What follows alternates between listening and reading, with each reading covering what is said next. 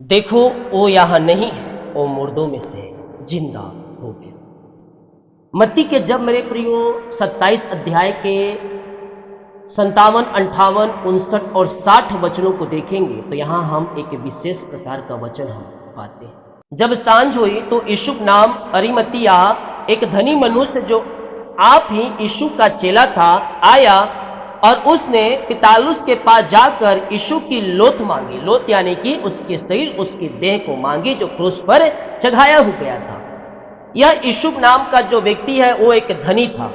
यह वचन सिखाता है कि सच्चे चेले कठिन समय प्रभु के लिए खड़े रहते हैं। हेलो, सच्चे चेले अगुवे के क्या रहते हैं, उनके साथ खड़े रहते हैं, चाहे समस्याएं किसी भी प्रकार की क्यों ना आए। यीशु एक धनी व्यक्ति था, फिर भी उसने डर को छोड़कर साहस दिखाया। उसने पिलातुस से यीशु की देह मांगी। यह आसान नहीं था। पिलातुस एक उस राज्य का, उस प्रांत का राजा था जो बड़े बड़े लोग उससे बात करने के लिए सोचते थे, लेकिन यह चेला यीशु का लोथ मांगने के लिए उसके पिलातुस के पास चला जाता है।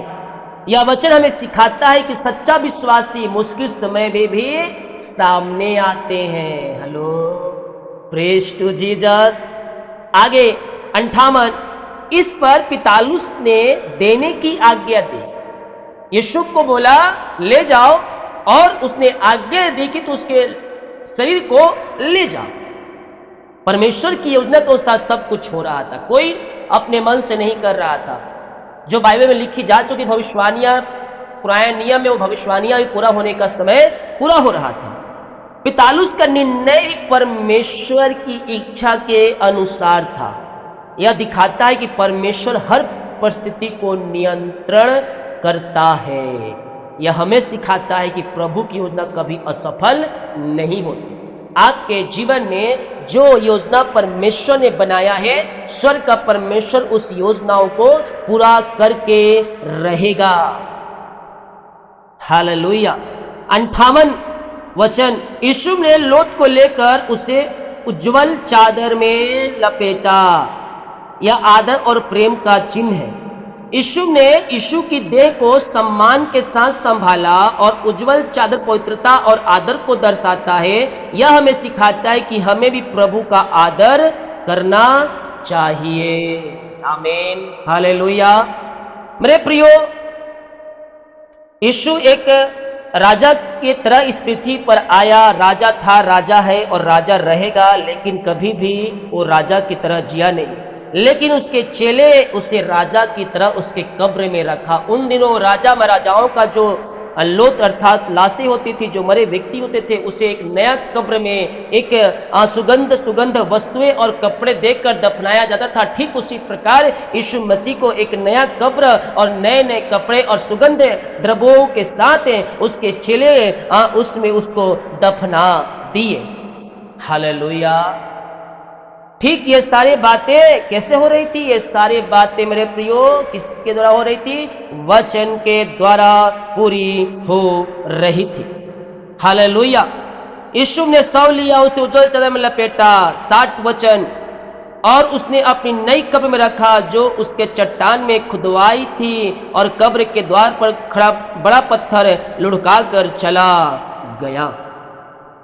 उसने अपनी कब्र में रखा, कब्र के द्वार पर बड़ा पत्थर उड़काकर उसे अंदर रख दिया। यह अंत जैसा लगता है, लेकिन परमेश्वर के लिए शुरुआत है।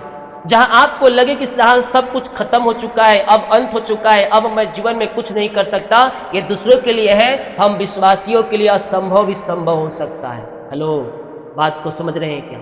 जहां दूसरे निराश हो जाए, वहां हमें आशा मिलती है।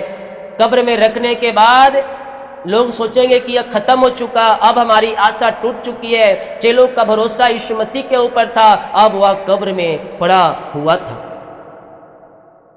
हालेलुया, आमीन। यह अंत जैसा लगता है, लेकिन परमेश्वर के लिए यह शुरुआत है। पत्थर लुढ़का कर एक बंद स्थिति का चिन्ह था। शिष्यों को लगा सब खत्म हो गया, लेकिन यह केवल एक प्रतीक्षा का समय था। परमेश्वर कुछ नया करने वाला है। आपके जीवन में जब अंत दिखाई दे, वो अंत का समय नहीं है, वो शुरुआत का समय है। और परमेश्वर उसी समय अद्भुत तरीके से आपके जीवन में काम करता है। जब आपका भरोसा यीशु मसीह के ऊपर होगा, आप जयवंत होंगे और आपको एक नया आशा परमेश्वर देगा। मरियम मगदनी और दूसरी मरियम वहां कब्र के सामने बैठी थी। मरियम मगदनी और दूसरे मरियम वहां कब्र के सामने बैठ गई। सच्चा प्रेम कठिन समयों में भी बना रहता है। यीशु कब्र में है, लेकिन उसके चाहने वाले उसके कब्र के सामने बैठे हैं। सच्चा प्रेम दर्शाता है कि परिस्थितियां चाहे कैसे भी क्यों ना हो, उससे चाहने वाले उसे कभी छोड़ेंगे नहीं। जब सब चले गए थे, तब भी ये स्त्रियां वहीं रही। यह विश्वास और समर्पण का एक प्रतीक है। यह हमें सिखाता है कि हमें प्रभु के साथ हर परिस्थिति में बने रहना है। क्या रहना है? बने रहना है। समस्याएं, परेशानियां आएंगी और चली जाएंगी, हालेलुया।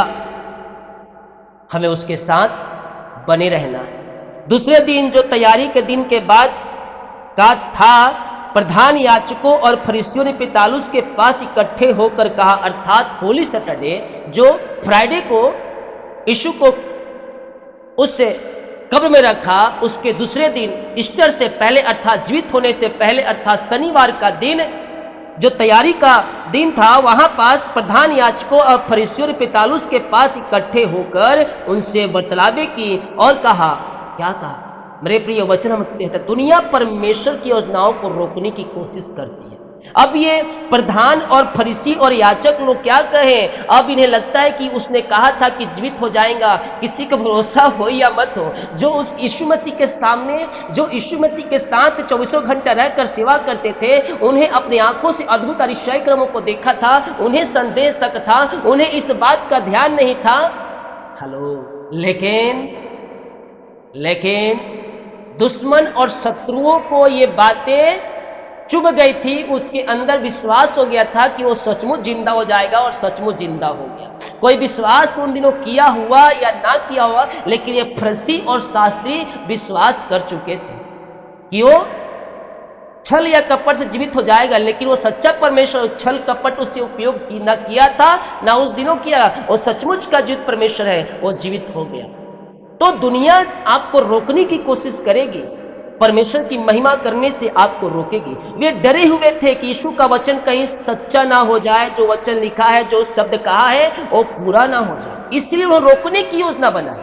परमेश्वर की महिमा प्रकट होने से उन्हें रोकने की योजना बनाई, लेकिन उन रोक नहीं सकते। चाहे उन दिनों हो, चाहे अब हो, परमेश्वर की महिमा प्रकट करने से, उसकी होने से दुनिया की कोई भी शक्ति नहीं रोक सकती। यह दिखाता है कि विरोध हमेशा रहेगा, लेकिन परमेश्वर सबसे पहले। विरोध होता था, होता है और आगे भी होता रहेगा, लेकिन परमेश्वर सर्वोत्तम है, वो बेस्ट है। आगे क्या होता है? हे महाराज, हमें स्मरण है कि उस भरमाने वाले ने जब वह जीवित था कहा था कि मैं 3 दिन के बाद जी उठूंगा। पिलातुस के पास आकर फरीसी क्या बोल रहे हैं? उस भरमाने वाले ने कहा था कि मैं तीसरे दिन जी उठूंगा। यह वचन सत्य है, चाहे लोग विश्वास करे या ना करे, वो चाहे फरीसी हो, चाहे कोई भी क्यों ना हो, विश्वास करे या मत करे, यह वचन सत्य है। उन्होंने विश्वास कर लिया था। यीशु ने पहले ही पुनरुत्थान की बात कही थी, लोगों ने उसे नहीं माना, फिर भी वह सत्य था। यह हमें सिखाता है कि प्रभु का हर वचन पूरा होता है। आमीन।